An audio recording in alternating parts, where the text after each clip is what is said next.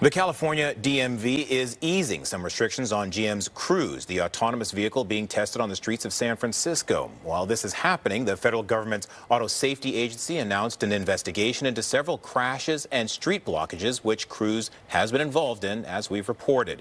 And despite those issues, KTVU's Tom Vaker says if just one more state regulator gives the okay, they can travel the roads without restrictions. As GM awaits regulatory approval to expand its autonomous robotaxi service in San Francisco, the federal government has opened a formal investigation of the autonomous driving system GM is using in its self-driving Cruise vehicle. As Cruises have already been under testing on the streets of San Francisco, 3 hard-braking crashes have been reported, 2 involving injuries. The National Highway Traffic Safety Administration will focus on if those hard brakings were inappropriate and why the driverless vehicles became immobilized on the roads.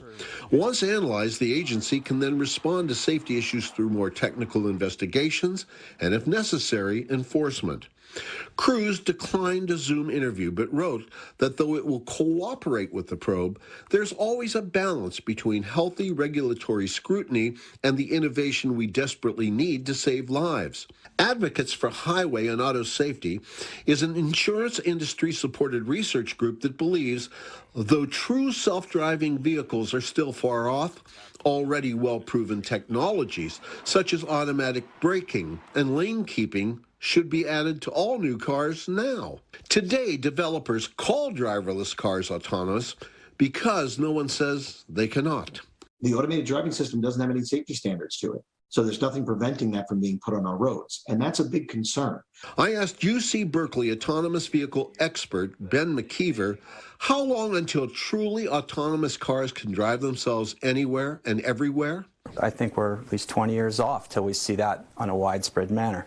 Attorney and auto safety expert, as well as former head of the Federal Auto Safety Agency, Joan Claberg, says this puts other drivers and pedestrians in danger. Without having federal standards that they have to meet when they put these vehicles on the road, the public has no protection, none. And the companies are not violating anything by doing it.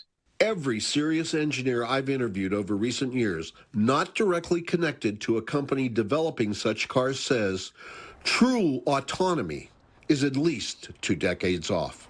Tom Vaker, KTVU, Fox 2 News.